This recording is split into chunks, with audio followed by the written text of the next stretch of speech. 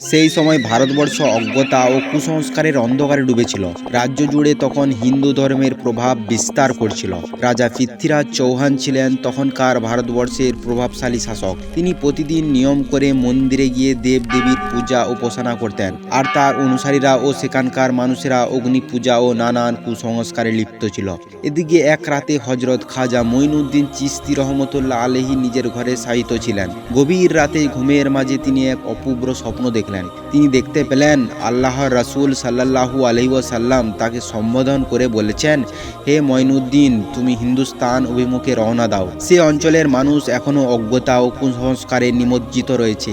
তোমার দায়িত্ব হলো সেখানে দ্বীনের দাওয়াত পৌঁছে দেওয়া এবং তাদেরকে আল্লাহর পথে আহ্বান করা। এই স্বপ্ন দেখা মাত্রই হযরত খাজা মঈনুদ্দিন চিশতি ঘুম থেকে জেগে উঠলেন এবং তার হৃদয়ে এক নিদর্শনা নেমে এল।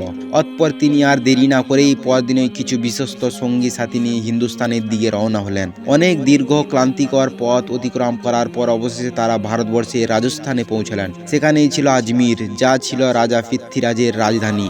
রাজা পৃথ্বীরাজ ছিলেন এক কঠোর ও কঠিন শাসক। কেউ তার বিরুদ্ধে একটি কথাও বলতে পারত না। তবে হযরত খাজা মঈনুদ্দিন চিশতি রহমতুল্লাহ আলাইহি আল্লাহর ওপর পূর্ণ আস্থায় ভর রেখে তাদের কাছে দ্বীনের দাওয়াত দেওয়ার জন্য রওনা দিলেন। অতঃপর দীর্ঘ সফরের ক্লান্তি নিয়ে খাজা মঈনুদ্দিন চিশতি ও তার সঙ্গীরা আজমিরের বিখ্যাত তারগার পাহাড়ের পাদদেশে বিশ্রাম বসেছিলেন। এমন সময় নামাজের ওয়াক্ত হয়ে গেল। তখন খাজা মঈনুদ্দিন সাহেব নরম কণ্ঠে সঙ্গীদের উদ্দেশ্য বললেন, নামাজের সময় তো হয়ে গেছে, উজু করতে হবে, কিন্তু আমাদের কাছে তো উজু করার মতো পানি নেই। তোমরা আশেপাশে কোথাও পানি খুঁজে দেখো। তার নির্দেশ অনুযায়ী দুইজন মুরিদ একটি লোটা হাতে নিয়ে পানির খোঁজে রওনা হলেন। কিছুটা পথ পেরিয়ে তারা দেখতে পেলেন সামনে এক বিশাল জলাধার রয়েছে, আজ যেটি আনাসাগর নামে পরিচিত। কিন্তু সেখানে গিয়ে তারা দেখলেন আনাসাগরের চারপাশে রাজা পৃথ্বীরাজ সেনাবাহিনীদের চারদিক থেকে ঘিরে রেখেছে। সৈন্যরা তাদেরকে দেখে সন্দেহ ভরা দৃষ্টিতে প্রশ্ন করল, তোমরা কারা, এখানে কেন এসেছো? আগে তো তোমাদের কখনো দেখিনি। সঙ্গীরা বিনয়ভাবে উত্তর দিল, আমরা খাজা মঈনুদ্দিন চিশতি রহমতুল্লাহ আলাইহির মুরিদ। আমরা এখানে উজুর জন্য একটু পানি নিতে এসেছি। তাদের কথা শুনে সৈন্যরা সবাই হেসে উঠল এবং বলল, তোমরা বুঝি রাজা পৃথ্বীরাজের নাম শোনোনি? তার নির্দেশে এই জলাধারের পানি কেউ ছুঁতেও পারবে না। পানি নেওয়া তো দূরের কথা, এতে হাত দেওয়াও অপবিত্র হয়ে যাবে। আর যদি কেউ রাজার হুকুম অমান্য করে তার পরিণাম ভয়াবহ হবে। এই কথা বলেই তারা মুরিদ দুজনকে তিরস্কার করে সেখান থেকে তাড়িয়ে দিল। অতঃপর সেই দুইজন মুরিদ দুঃখ ভরা ক্লান্ত হৃদয়ে খাজা মঈনুদ্দিন চিশতি রহমতুল্লাহ আলাইহির এর কাছে ফিরে এলেন। তাদের চেহারায় হতাশা দেখে তিনি জিজ্ঞাসা করলেন, তোমরা ফিরে এলে কেন? তোমরা কি কোথাও পানির সন্ধান পাওনি? তারা বিনয়ভাবে উত্তর দিল, হুজুর, পানি তো ছিল, কিন্তু আমাদের নিতে দেওয়া হয়নি। সেখানকার রাজার সৈন্যরা বলল, রাজা পৃথ্বীরাজের কঠোর নির্দেশ, এই সাগরের পানি কেউ নেওয়া তো দূরের কথা, বরং তা স্পর্শ করতে পারবে না। কাউকে অনুমতি দেওয়া হলে তার রাজ আদেশ অমান্য করা হবে, যার ফল হবে ভয়ানক। খাজা সাহেব সব কিছু মনোযোগ দিয়ে শুনলেন। তারপরে তিনি চোখ বন্ধ করে আল্লাহর দরবারে দোয়া করলেন। এরপর তিনি সেই দুজনকে বললেন, তোমরা আবার সেখানে ফিরে যাও, গিয়ে শুধু এইটুকু বলো, খাজা মঈনুদ্দিন চিশতি তোমাদের পাঠিয়েছেন। আল্লাহর ওপর পূর্ণ আস্থা রেখে সেই দুইজন মুরিদ পুনরায় রওনা হলেন। আগের মতোই তারা আনাসাগরের ধারে পৌঁছল। সৈনিকরা আবার তাদেরকে বলল, তোমরা আবার কেন এসেছো? তারা নির্ভীকভাবে বলল, আমরা উজু পানি নিতে এসেছি। সৈন্যরা তখন বিরক্ত হয়ে বলল, তোমাদের আগেই তো বলে দিয়েছি বাহিরের কেউ এই সাগরের পানি নেওয়া সম্পূর্ণ নিষিদ্ধ। রাজা পৃথ্বীরাজ এটা জানতে পারলে এতক্ষণে তোমাদের প্রাণও থাকতো না। এবার তারা শান্তভাবে বলল, আমরা তোমাদের কাছ থেকে কিছুই চাইতে আসিনি, আমরা চাওয়ার আনাসাগরের কাছেই চাইব। এই অদ্ভুত কথা শুনে আশেপাশের সৈন্যরা হেসে উঠল। তারা বিষয়টিকে পাগলামি মনে করল। কিন্তু ঠিক তখনই সেই দুই মুরিদ হাতের লোটা সামনে বাড়িয়ে দিল এবং বলল, হে আনাসাগরের পানি, আমরা খাজা মঈনুদ্দিন চিশতি রহমতুল্লাহ আলাইহির মুরিদ। তিনি আমাদেরকে এখানে পাঠিয়েছেন। আল্লাহর হুকুমে তুমি এই লোটার মধ্যে চলে এসো। এই কথা বলতে না বলতেই চোখের পলকে সেই বিশাল জলাধারের পানি এক নিমিষেই সেই ছোট্ট লোটার মধ্যে চলে আসলো। এই অলৌকিক দৃশ্য দেখে উপস্থিত সমস্ত সৈন্যবাহিনী হতবাক হয়ে গেল। এই যেন কল্পনার চাইতেও অদ্ভুত এক বাস্তবতা। সাথে সাথে সেখানে উপস্থিত থাকা অধিকাংশ সৈন্য কালেমা পাঠ করে ইসলাম গ্রহণ করলো। যদিও অনেকে সেই অলৌকিক ঘটনার সাক্ষী হয়ে ইসলাম গ্রহণ করেছিলেন, তবু কয়েকজন কট্টরপন্থী হিন্দু বিষয়টিকে সহজভাবে নিতে পারল না। তাদের দৃষ্টিতে এটি ছিল কোনো এক অজানা রহস্যময় জাদুর কৌশল। তাই তারা দ্রুত রাজপ্রাসাদের উদ্দেশ্যে রওনা দিল। অতঃপর তারা তখন রাজ দরবারে পৌঁছলো। তাদেরকে অস্থির চেহারায় দেখে রাজা পৃথ্বীরাজ প্রশ্ন করলেন, কি হয়েছে? তোমাদের চোখে মুখে এমন আতঙ্কের ছাপ কেন? তারা উত্তরে বলল, মহারাজ চরম বিপদ ঘনিয়ে এসেছে। রাজা বিস্মিত হয়ে জিজ্ঞাসা করলেন, কেন, কি ঘটেছে? তারা তখন বলল, মহারাজ অচেনা এক ব্যক্তি দেখতে ফকিরের মতো হলেও কার্যকলাপে তারা ঠিক যেন এক অসাধারণ জাদুকর। তিনি এমন কিছু সাক্ষাৎ দিয়েছেন যা আমাদের বিশ্বাসকেও হার মানিয়েছে। সেই ফকিরের 2 জন মুরিদ গোটা আনা সাগরের সমস্ত পানিকে একটি ছোট্ট লোটার মধ্যে নিয়ে নিয়েছেন। এমন জাদু আমরা জীবনে কখনো দেখিনি, কখনো শুনিনি। এই কথা শুনে রাজা পৃথ্বীরাজ হতভম্ব হয়ে গেলেন। তিনি জীবনে বহু জাদুকরের খেলা দেখেছিলেন, কিন্তু এই ধরনের অলৌকিক জাদু তো তিনি কখনোই দেখেননি, এমনটা তিনি কখনো শুনেননি। তাই কিছু না ভেবে তিনি সৈন্যদল সহ সেই স্থানটি নিজ চোখে দেখার জন্য রওনা হলেন। এরপর যখন তিনি আনা সাগরের ধারে এসে পৌঁছলেন, তখন তিনি নিজের চোখকেও বিশ্বাস করতে পারছিলেন না। সেই বিরাট জলাধার সম্পূর্ণরূপে পানি শূন্য হয়ে গেছে, কোথাও এক ফোঁটাও পানি নেই। এই বিস্ময়কর ঘটনার সংবাদ ইতিমধ্যেই চারদিক ছড়িয়ে পড়েছে। অতঃপরের দিকে নামাজ শেষে খাজা মঈনুদ্দিন চিশতি রহমতুল্লাহ আলাইহি ও তার সাথীরা প্রশান্ত মনে বসেছিলেন। ঠিক তখন ওই রাজা পৃথ্বীরাজ সেখানে এসে উপস্থিত হলেন। তিনি দেখতে পেলেন অনেক হিন্দু ইতিমধ্যে ইসলাম গ্রহণ করেছে। এই দৃশ্য দেখে তার মনে আগুন জ্বলে উঠল, তবে রাগ প্রকাশ না করে তিনি নিজেকে সামনে নিলেন। আসলে রাজা পৃথ্বীরাজ ছিল একজন বুদ্ধিমান এবং কট্টর হিন্দুত্ববাদী। তিনি তীক্ষ্ণ দৃষ্টিতে খাজা সাহেবের দিকে তাকিয়ে বললেন, তুমি কে, কি কারণে এখানে এসেছ? খাজা মঈনুদ্দিন চিশতি রহমতুল্লাহ আলাইহি বিনয়ের সঙ্গে বললেন, আমার নাম মঈনুদ্দিন চিশতি। আল্লাহর আদেশে এবং রাসূলুল্লাহ সাল্লাল্লাহু আলাইহি ওয়াসাল্লামের নির্দেশে আমি এই ভূমিতে এসেছি। পৃথ্বীরাজ কটাক্ষ করে বলল, তবে তুমি কি সেই জাদুকর যে নিজের শক্তিতে আনা সাগরের পানি উধাও করে দিয়েছ? খাজা মঈনুদ্দিন চিশতি রহমতুল্লাহ আলাইহি তখন দৃঢ় কণ্ঠে জবাব দিলেন, আমি কোনো জাদুকর নয়, আমি কেবল একজন বিনীত বান্দা যিনি আল্লাহর হুকুম পালন করেন। আমি উজুর জন্য ওই সাগর থেকে শুধু 1 লোটা পানি চেয়েছিলাম, কিন্তু তোমার সৈন্যরা 1 লোটাও পানি দিতে অস্বীকার করেছিল। তাদের অধ্যত্বের জবাবে এই পানি আল্লাহ তাআলা তুলে নিয়েছেন। এমন যুক্তিপূর্ণ ও স্বচ্ছ বক্তব্য শুনে উপস্থিত জনতা স্তব্ধ হয়ে গেল। কেউ কোনো কথা বলার সাহস পাচ্ছিল না, কিন্তু পৃথ্বীরাজ সকলেই তাহার মানার মানুষ ছিল না। তিনি বুঝে গিয়েছিলেন যে এই ব্যক্তি সাধারণ মানুষ নয়। তিনি কৌশল অবলম্বন করে এক নতুন রূপ নিলেন। তিনি তখন চোখে জল এনে বললেন, আপনারা যদি আমাদের শাস্তি দিতেই চান তাতে কোনো আপত্তি নেই, কিন্তু দয়া করে এই সাধারণ মানুষ আর নিষ্পাপ শিশুদের দিকে তাকান। তাদের জন্যই অত্যন্ত ওই আনা সাগরের পানিগুলো ফিরিয়ে দিন। হযরত খাজা মঈনুদ্দিন চিশতি তখনই বুঝে গিয়েছিলেন যে রাজার মুখে এক কথা ও মনে অন্য কিছু চলছে, কিন্তু তবুও মানবতার খাতিরে তিনি অনুরোধটি ফিরিয়ে দিলেন না। তিনি তার 2 জন সাথীকে নির্দেশ দিলেন, লোটাটি নিয়ে আবার সাগরের ধারে যাও এবং লোটাটি সেখানে রেখে দাও। সঙ্গীরা সেই আদেশ মেনে আনা সাগরের ধারে গিয়ে লোটাটি রাখার সঙ্গে সঙ্গেই বিস্ময়কর ভাবে পুরো আনা সাগর আবারও পানি দিয়ে কানায় কানায় পূর্ণ হয়ে উঠল। এই অলৌকিক দৃশ্য দূর থেকে যারা দেখছিল আর চুপ থাকতে পারল না। তারা এগিয়ে এসে কৌতূহলে প্রশ্ন করল, তুমি কোন দেবতার উপাসনা করো? এমন শক্তি কি কারো পক্ষে সম্ভব? খাজা মঈনুদ্দিন চিশতি রহমতুল্লাহ আলাইহি শান্তভাবে বললেন, আমি কোনো দেবতার উপাসনা করি না, আমি কেবল এক ও অদ্বিতীয় আল্লাহর ইবাদত করি, যিনি আসমান ও জমিনের মালিক। তার কথায় এই সব মানুষের অন্তরে যেন আলো জ্বলে উঠল। তারা একসঙ্গে বলে উঠল, আমরাও সেই আল্লাহর ইবাদত করতে চাই। আপনি দয়া করে আমাদেরকেও কালেমা পড়িয়ে মুসলিম বানিয়ে দিন। অতঃপর খাজা সাহেব তখন তাদের সকলকে একসঙ্গে কালেমা পড়ালেন এবং সকলেই তখন কালেমা পড়ে ইসলাম গ্রহণ করল। তখন রাজা পৃথ্বীরাজ এত লোকের ইসলাম গ্রহণ দেখে অনেক ক্ষুব্ধ হয়ে পড়লেন। অসন্তোষে পুষতে পুষতে তিনি আর কিছু না বলে রাজপ্রাসাদের দিকে রওনা দিলেন। পরদিন ভোরে রাজা পৃথ্বীরাজ রাজদরবারে এক জরুরি বৈঠকের আয়োজন করলেন। সবাই উপস্থিত হওয়ার পর রাজা সাহেব বললেন, এই দরবেশকে যেভাবেই হোক এখান থেকে সরাতেই হবে। তার প্রভাবে দিন দিন বেড়েই চলছে, তাকে থামাতে না পারলে আমাদের অতি সংকটে পড়তে হবে। তোমাদের কারোর কাছে যদি কোনো কার্যকর পরামর্শ থাকে তাহলে এখনই বলো। একজন অভিজ্ঞ মন্ত্রী মাথা নিচু করে বলল, মহারাজ, এই ব্যক্তি সাধারণ কোনো ফকির নয়, তিনি এমন একজন জাদুকর যার প্রভাবে সাধারণ মানুষ তার প্রতি আকৃষ্ট হয়ে একের পর এক ইসলাম গ্রহণ করছে। যদি এভাবেই চলতে থাকে তাহলে একসময় এই রাজ্য তো নয় বরং গোটা ভারতবর্ষ হিন্দু ধর্মে অনুসরণকারী খুঁজে পাওয়া যাবে না। তাকে মোকাবিলা করতে হলে আমাদের এমন কাউকে দরকার যার জাদুবিদ্যায় অভিজ্ঞতা তার থেকেও শক্তিশালী। এরপর একজন সৈন্য বলে উঠল, মহারাজ, আমাদের রাজ্যে এমন এক ব্যক্তি রয়েছেন, তার নাম জয়পাল। তিনি দেশের সবচেয়ে শক্তিশালী তান্ত্রিক এবং জাদুকর হিসেবে পরিচিত। রাজা সঙ্গে সঙ্গে নির্দেশ দিলেন, তাহলে দেরি কিসের? অবিলম্বে তাকে রাজপ্রাসাদে নিয়ে এসো। রাজার আদেশে কয়েকজন অভিজ্ঞ সৈন্য জয়পাল জাদুঘরের সন্ধানে বেরিয়ে পড়লেন। কিছুক্ষণ পর তারা তার বাসভবনের কাছাকাছি গিয়ে দেখলেন জয়পাল আকাশে ভাসমান অবস্থায় এক গভীর ধ্যানে মগ্ন রয়েছেন। তারা এগিয়ে গিয়ে আসার সাথে সাথে জয়পাল চোখ খুলে নিচে নেমে এলেন এবং বললেন, নিশ্চয়ই রাজা পৃথ্বীরাজ তোমাদেরকে পাঠিয়েছেন। এই কথা শুনে সৈন্যরা থমকে দাঁড়িয়ে গেল। মনে মনে ভাবলো, এই জয়পাল জাদুকর তো অলৌকিক শক্তির অধিকারী, তাহলে এবার নিশ্চয়ই এই পরীক্ষা পরিকল্পনা সফল হবে আমাদের। এরপর তারা তাকে সমস্ত ঘটনা খুলে বলল। এরপর তারা তাকে দ্রুত রাজ দরবারে উপস্থিত করল। জয়পাল রাজ দরবারে আসতে রাজা পৃথ্বীরাজ বললেন, জয়পাল, তোমাকে ডাকা হয়েছে একটি বিশেষ কারণে। শুনেছি তুমি নাকি ভারতবর্ষের সবচেয়ে ক্ষমতাবান জাদুকর। আমাদের রাজ্যে এক অদ্ভুত সমস্যা দেখা দিয়েছে, যা তোমার ওই মাধ্যমেই সমাধান করা সম্ভব বলে মনে করছি। জয়পাল তখন মাথা ঝুঁকিয়ে উত্তর দিলেন, আপনার সেবা করতে পারলে আমি নিজেকে ধন্য মনে করব।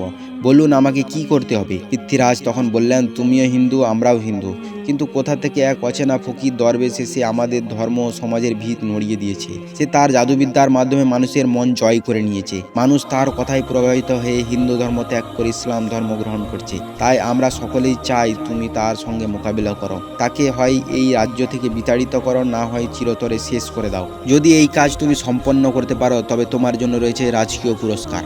জয়পাল আত্মবিশ্বাসী কণ্ঠে জবাব দিলেন, মহারাজ, আপনাকে আশ্বস্ত করছি, যেই জাদুকরেরা আজ পর্যন্ত আমার সামনে দাঁড়িয়েছে সবাই পরাজিত হয়েছে। এই দরবেশ তো তাদের তুলনায় কিছুই নয়। আমি তাকে পরাজিত করেই আপনার সামনে হাজির হব। অতঃপর সে আর দেরি না করে বেরিয়ে পড়ল খাজা মঈনুদ্দিন চিশতি রহমতুল্লাহ আলাইহিকে খুঁজতে। অল্প কিছুক্ষণ পরে সে দেখতে পেল আজমিরের তারাগার পাহাড়ের নিচে একটি নির্জন কোনায় খাজা সাহেব গভীর ধ্যানে মগ্ন রয়েছেন। তিনি পুরোপুরি আল্লাহর ইবাদতে মশগুল ছিল। পার্থিব কোনো কিছুর প্রতি তার কোনো মনোযোগ ছিল না। এই দৃশ্য দেখে জয়পাল মনে মনে বলল, এই ফকির তো দেখছি এমন কি লোক যার কাছে পেছন দিক থেকে এসেও আমি পৌঁছে গেছি, অথচ সে টেরও পায়নি। এমন লোককে পরাস্ত করা তো আমার জন্য কোনো ব্যাপারই নয়। এই বলে সে তার কালো জাদুর এক ভয়ঙ্কর কৌশল ব্যবহার করে পাহাড়ের গা থেকে এক বিশাল এক পাথরখণ্ড বের করল এবং খাজা মঈনুদ্দিন চিশতিকে পাথর দিয়ে চাপা দেওয়ার জন্য উদ্যত হলো। ঠিক তখন ওই খাজা মঈনুদ্দিন চিশতি একটা আঙুল দিয়ে পাথর দিকে ইশারা করে বললেন, হে পাথর, আমি এখন আমার প্রভুর ইবাদতে লিপ্ত রয়েছি। যদি তুমি আল্লাহর পক্ষ থেকে এসে থাকো তবে এসে আমাকে ধ্বংস করে দাও, আর যদি শয়তানের প্রেরণায় এসে থাকো তবে যেখানে আছো সেখানেই থেমে যাও। এই কথা বলার মাত্রই সেই বিরাট পাথরটি শূন্যে স্থির হয়ে গেল। পাথরটি আর এক চুল পরিমাণও নড়ল না। তখন জয়পাল একের পর এক জাদু প্রয়োগ করতে থাকলো, কিন্তু কোনো জাদুই খাজা মঈনুদ্দিন চিশতির বিন্দুমাত্র ভঙ্গ করতে পারল না।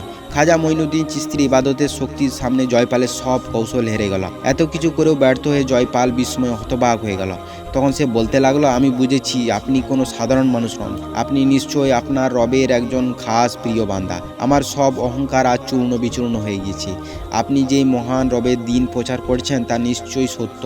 আমি সেই সত্য ধর্ম গ্রহণ করতে চাই। এইভাবে সে সময়ের সবচেয়ে ক্ষমতাবান জাদুকর হিসেবে পরিচিত জয়পাল নিজের সীমাবদ্ধতা স্বীকার করে খাজা মঈনুদ্দিন চিশতির হাতে হাত ধরে ইসলাম ধর্ম গ্রহণ করলেন। সেদিন আজমিরের আকাশে যেন নতুন এক হেদায়েতের আলো ছড়িয়ে পড়ছিল। পরের দিন সকালেই সারা ভারত জুড়ে এই সংবাদ ছড়িয়ে পড়ল যে দেশের সবচেয়ে শক্তিশালী জাদুকর জয়পাল, যিনি এতদিন ছিলেন গর্বিত হিন্দু তান্ত্রিক শক্তির প্রতীক, তিনি পরাজয় স্বীকার করে ওই ফকিরের হাতে ইসলাম ধর্ম গ্রহণ করেছেন।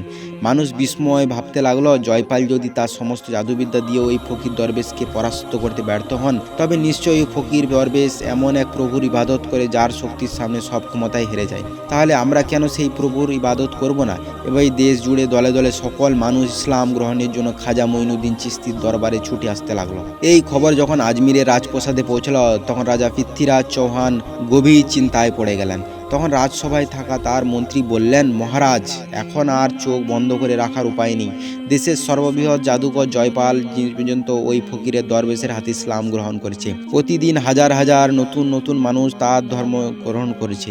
এতে স্পষ্টতই বোঝা যাচ্ছে যে ওই ফকির কোনো সাধারণ ব্যক্তি নন। তার কাছে নিশ্চয়ই এমন এক শক্তির আশ্রয় আছে যা সরাসরি তার রবের পক্ষ থেকে এসেছে। অতএব আমার মনে হয় তার দাওয়াতে আমাদের কবুল করে নেওয়া উচিত। কিন্তু রাজা পৃথ্বীরাজ তখন অহংকারের সাথে বললেন, আমি এখনও ওই ফকির দরবেশের কাছে পরাজয় স্বীকার করব না। তোমরা তাকে সরাসরি রাজপ্রাসাদে ডেকে নিয়ে আসো, আমি নিজেই তার সাথে কথা বলবো। অতঃপর রাজার আদেশে একদল সৈন্য খাজা মঈনুদ্দিন চিশতির দরবারে পৌঁছল। তারা বলল, হুজুর, আমাদের রাজামশাই আপনাকে প্রাসাদে আমন্ত্রণ জানিয়েছেন। তিনি আপনার সঙ্গে কিছু কথা বলতে চান। খাজা মঈনুদ্দিন চিশতি রহমতুল্লাহ আলাইহি তখন বললেন, যে এই আমন্ত্রণ আল্লাহর হুকুমের পরিপন্থী নয় তাতে সাড়া দিতে আমার কোনো দ্বিধা নেই। এই বলেই তিনি স্বেচ্ছায় রাজ দরবারের উদ্দেশ্যে যাত্রা করলেন। এই অঞ্চলের একজন হিন্দু পণ্ডিত প্রতিদিন ভোরবেলা পূজার উপকরণ হাতে করে মন্দিরে যেতেন। সেখানে তিনি পরম ভক্তি করে ভরে একটি পাথরের মূর্তির সামনে দুধ ঢালতেন এবং পূজা অর্চনা করতেন। একদিন তার ছোট্ট মেয়ে তাকে জিজ্ঞাসা করলো, বাবা, আপনি প্রতিদিন মূর্তির সামনে দুধ ঢালেন, কিন্তু মূর্তিটি কি আদৌ দুধ পান করে? পণ্ডিত তখন বলল, না মা, মূর্তি তো দুধ খায় না, এটা আমাদের ভক্তি, আমাদের বিশ্বাস, আমরা ঈশ্বরের আরাধনা করি, এই মূর্তিগুলোকে আমরা পুজো করি। কিন্তু তখন মেয়েটি বলল, তবু আমি একদিন মন্দিরে গিয়ে নিজেই দেখে আসবো, আমি সেই মূর্তিকে দুধ খাইয়ে তবেই আসবো। পণ্ডিত প্রথমে নিষেধ করলেন, কিন্তু পরে আবার বললেন, এমন কথা বলা উচিত নয়, তবে মন্দিরে যখন কেউ থাকবে না তখন তুমি একবার চেষ্টা করে দেখতে পারো। অতঃপর একদা বিকেলবেলায় যখন মন্দির ফাঁকা ছিল, তখন সে নির্ভয়ে একটি পাত্রে দুধ নিয়ে মন্দিরে প্রবেশ করলো এবং সেই মূর্তির সামনে গিয়ে বিনীত কণ্ঠে বলল, তুমি যদি সত্যি ভগবান হও তবে এই দুধ খেয়ে নাও। আমি জানতে চাই তুমি কি আমার ডাকে সাড়া দাও, তুমি কি আমার ডাক শুনছ? কিন্তু এই পাথরের মূর্তির কাছ থেকে কোনো সাড়াও এলো না। মেয়েটি তখন আবারও বলল, কি ব্যাপার, তুমি কি আমার অনুরোধ শুনতে পাচ্ছ না? তুমি দুধগুলো পান করে নাও, আমি স্বচক্ষে এটা দেখতে চাই। কিন্তু সেই পাথরের মূর্তি থেকে কোনো সাড়া এলো না। অবশেষে হতাশ হয়ে মেয়েটি নিজের মাথায় আঘাত করে রক্ত ঝরাতে লাগলো এবং জোরে জোরে কাঁদতে লাগলো। ঠিক সেই সময় খাজা মঈনুদ্দিন চিশতি সেই পথ দিয়ে যাচ্ছিলেন। তিনি মেয়েটির কান্না শুনে থেমে গেলেন এবং মন্দিরের ভিতরে প্রবেশ করলেন। তখন তিনি মেয়েটিকে জিজ্ঞাসা করলেন, মা, কি হয়েছে তোমার? মেয়েটি তখন বলল, দেখুন না বাবা, আমি কতটা আশা করি এই মূর্তিটির জন্য দুধ নিয়ে এসেছি এবং মূর্তিটিকে দুধগুলো খেতে বলছি, কিন্তু সে দুধগুলো খাচ্ছে না এবং আমার কথার কোনো জবাবও দিচ্ছে না। তার কথা শুনে খাজা মঈনুদ্দিন চিশতি বললেন, মা, মূর্তি তো কথা বলে না আর খায়ও না, সে তো একটা পাথর মাত্র। কিন্তু মেয়েটি তখন আবারও জোরে জোরে কাঁদতে লাগলো। তার নিষ্পাপ ভক্তি দেখে খাজা সাহেবের মন কেঁপে উঠল। তখন তিনি মূর্তিটির সামনে গিয়ে বললেন, আমি খাজা মঈনুদ্দিন চিশতি বলছি, তুমি কি শুনতে পাচ্ছ না? এই অসহায় নিষ্পাপ মেয়েকে তুমি কাঁদাচ্ছ কেন? এই দুধগুলো খেয়ে নাও। এই কথা বলা মাত্র মূর্তিটি অলৌকিকভাবে দুধগুলো পান করতে শুরু করলো। অতঃপর মেয়েটি আনন্দের সহিত তার গ্রামে ফিরে গেল। কিন্তু মেয়েটি যখন রক্তাক্ত কপাল আর কাঁদা চোখে গ্রামের মধ্যে প্রবেশ করলো, তখন গ্রামের কিছু লোক বলল, ওই মেয়েটি নিশ্চয়ই কোনো না কোনো পাপ করেছে, নইলে তার অবস্থা এমন কেন? আর কিছু লোক বলল, সে অবশ্যই অপকর্ম করেছে, সে লজ্জা ঢাকতেই এখন কোনো গল্প বানিয়ে বলবে। কিন্তু সেখানে মেয়েটির পিতা উপস্থিত ছিলেন। তিনি বিস্ময়ে বললেন, মা, তোমার এই রক্তাক্ত অবস্থা কেন? তুমি কোথা থেকে এলে? মেয়েটি তখন কাঁদতে কাঁদতে বলল, বাবা, আমি মূর্তিকে দুধ খাওয়াতে গিয়েছিলাম, কিন্তু অনেকবার বলার পরও মূর্তিটি কোনো সাড়া দিল না। তখন আমি নিজের কপালে আঘাত করতে শুরু করি। ঠিক তখনই এক ফকির বাবা এখানে এলেন। এরপর তিনি যখন ওই মূর্তিকে দুধ পান করতে বললেন, তখন ওই মূর্তির দুধ খেতে শুরু করলো। এই কথা শুনে সবাই হতবাক হয়ে গেল। তারা বিস্ময়ে বলল, এমন অলৌকিক ঘটনা কি সম্ভব? কে এই ফকির বাবা? মেয়েটি বলল, আমি তার নাম জানি না, তবে আমার মনে হয় তিনি এখানে আশেপাশে কোথাও আছেন। গ্রামের লোকেরা এক অপরের দিকে তাকিয়ে বলল, আমরা অনেক দিন ধরে এই মূর্তিকে দুধ দিয়ে যাচ্ছি, কিন্তু কখনো তো এমন কিছু দেখিনি। সে ফকির বাবাকে খুঁজে বের করতে হবে। অতঃপর গ্রামের লোকজন দল বেঁধে সেই ফকির বাবার খোঁজে রওনা দিল। এদিকে খাজা মঈনুদ্দিন চিশতি রহমতুল্লাহ আলাইহি ততক্ষণে পৃথ্বীরাজের দরবারে এসে হাজির হলেন। পৃথ্বীরাজ বললেন, হে ফকির বাবা, তুমি কি চাও? খাজা মঈনুদ্দিন চিশতি বললেন, আমি ভারতের মানুষকে অন্ধকার থেকে দূরে সরিয়ে কোরআনের আলো দিয়ে আলোকিত করতে চাই। আমি চাই সবাই কুসংস্কারে ছেড়ে তওবা করুক এবং এক আল্লাহর পথে ফিরে আসুক, যিনি পৃথিবীর মালিক, যিনি আখিরাতের মালিক, যিনি বললেই এক নিমিষেই সব কিছু হয়ে যান, যিনি আমাদের সবাইকে রিজিকের মালিক, জন্ম মৃত্যু সব কিছুই তারই হাতে। সেই মহান আল্লাহ রাব্বুল আলামিনের ইবাদত করতে চাই। আমি কারো ক্ষতি করতে আসিনি, আমি কারো ক্ষতি চাই না। তিনি যখন এসব কথা বললেন, ঠিক ওই সময় একজন ইসলাম বিদ্বেষী লোক তার আধ্যাত্মিক ক্ষমতা পরীক্ষা করতে এসে বলল, আপনি যদি সত্যিকারের আধ্যাত্মিক শক্তিধর হন তবে পানি থেকে আগুন তৈরি করে দেখান। খাজা মঈনুদ্দিন চিশতি রহমতুল্লাহ আলাইহি আল্লাহর নাম স্মরণ করে পানির ওপর ফুঁ দিলেন এবং সেই পানি থেকে আগুন বের হতে শুরু হলো। চোখের সামনে এমন বিস্ময়কর অলৌকিক ঘটনা দেখে ওই ব্যক্তি খাজা মঈনুদ্দিন চিশতির কাছে ক্ষমা চাইল এবং তার ক্ষমতায় বিশ্বাসী হয়ে সাথে সাথে ইসলাম ধর্ম গ্রহণ করলো। তখন রাজদরবারে উপস্থিত সমস্ত মানুষ সহ রাজা পৃথ্বীরাজও বুঝতে পেরেছিলেন যে এমন আল্লাহওয়ালা মানুষের সাথে কখনোই মোকাবিলা করা সম্ভব নয়। অনেক অলৌকিক ঘটনা দেখার পর তারা আর দেরি না করে ক্ষমা চাইলেন এবং সঙ্গে সঙ্গে তারা খাজা মঈনুদ্দিন চিশতির হাতে হাত দিয়ে মুরিদ হয়ে গেলেন এবং ইসলাম ধর্ম গ্রহণ করলেন। খাজা মঈনুদ্দিন চিশতি তখন তাদেরকে ক্ষমা করে দিলেন। অতঃপর খাজা মঈনুদ্দিন চিশতি সেখান থেকে চলে আসলেন। খাজা মঈনুদ্দিন চিশতি তার সঙ্গী সাথী সহ তার পাহাড়ের ওই স্থানে অবস্থান করলেন। তিনি যখন এক স্থানে আল্লাহর ইবাদতে মগ্ন ছিলেন, ঠিক ওই সময় হিন্দু পণ্ডিত সহ ওই লোকগুলি ওই স্থান দিয়ে যাচ্ছিলেন। তখন হিন্দু পণ্ডিতের ওই মেয়েটি বলল, ওই যে দেখুন বাবা, ওই যে ফকির বাবা বসে আছেন, ওই ফকির বাবার কথাই মূর্তি দুধ খেয়েছিল। তখন তারা একে একে সবাই খাজা মঈনুদ্দিন চিশতি রহমতুল্লাহ আলাইহির কাছে এসে হাজির হলেন এবং বললেন, হে ফকির বাবা, আপনি কে আর আপনি কোন এমন জাদু জানেন যে আপনার কথায় মূর্তিও দুধ খেয়েছে? খাজা মঈনুদ্দিন চিশতি বললেন, আমি তো আল্লাহর এক নগণ্য বান্দা, আমার কথাই তো কিছুই হয় না, বরং আমার আল্লাহ যা বলেন তাই হয়ে যায়। আমি সেই লা শারিক আল্লাহরই ইবাদত করি। তখন তারা বলল, আমরাও আজ থেকে সেই আল্লাহর ইবাদত করতে চাই। এই ভারতে তো সবাই একে একে ইসলাম ধর্ম গ্রহণ করছে, আমাদেরকেও ইসলাম ধর্ম গ্রহণ করিয়ে দিন। অতঃপর তারা সকলে ইসলাম ধর্ম গ্রহণ করলেন। এই ঘটনার কয়েকদিন পর খাজা মঈনুদ্দিন চিশতি সেখানে একটি জঙ্গলের মধ্য দিয়ে যাচ্ছিলেন। যাবার সময় তিনি লক্ষ্য করে দেখলেন কয়েকজন হিন্দু পণ্ডিত এবং সেখানে থাকা বিভিন্ন লোকজন অগ্নি পূজা করছে। এটা দেখে খাজা মঈনুদ্দিন চিশতি তাদের দিকে এগিয়ে গেলেন এবং বললেন, আপনারা আগুন পূজা করছেন কেন? এই আগুন আপনাদের কি উপকার করে? তখন তারা বলল, এই আগুন হলো আমাদের খোদা, আগুনকে খুশি করছি, মৃত্যুর পরে নরকের আগুন থেকে মুক্তি পাওয়ার জন্য আগুন পূজা করছি। তখন খাজা মঈনুদ্দিন চিশতি বললেন, আচ্ছা, তাহলে আপনারা আগুনকে খুশি করতে চাইছেন তো এবার আপনারা এই আগুনকে স্পর্শ করুন এবং দেখুন আগুন আপনাদের জ্বালিয়ে দেয় কিনা। তখন সেখানে থাকা আরেকজন বলল, এটা আবার কেমন ধরনের কথা? আগুনে হাত দিলে তো পুড়েই যাবে। তখন খাজা মঈনুদ্দিন চিশতি বললেন, আপনারা কেমন খোদার ইবাদত করেন যে ওই খোদা আপনাদের পুড়িয়ে দেবে? কিন্তু আমি এমন এক খোদার ইবাদত করি যার হুকুমে আগুনও ঠান্ডা হয়ে যায়। এই কথা শুনে সেখানে থাকা আরেকজন হিন্দু পণ্ডিত অট্টহাসি করে বলল, আগুনের ধর্ম তো পুরনো, আর আপনি যেহেতু বলছেন তাহলে আপনি আমাদের স্বচক্ষে সেটা দেখান।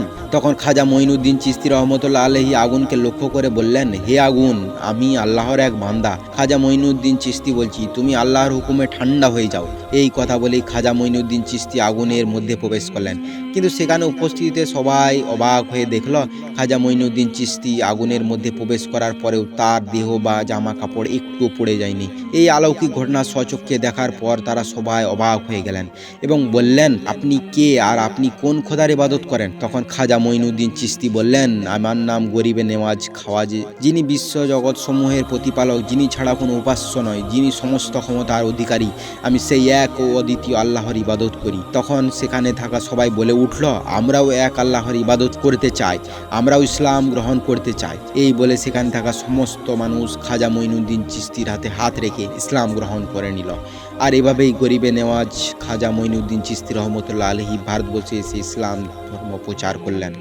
সম্মানিত দর্শক, আজকের এই ভিডিও দেখে আমাদের অনেক কিছু শেখার আছে, যে যা কিছু হয় একমাত্র আল্লাহর হুকুমেই হয়। অতঃপর আমরা যেন কারো দিকে মুখাপেক্ষী না হয়ে এক আল্লাহর উপর পূর্ণ ভরসা রেখে আল্লাহরই ইবাদত করি। আসসালামু আলাইকুম।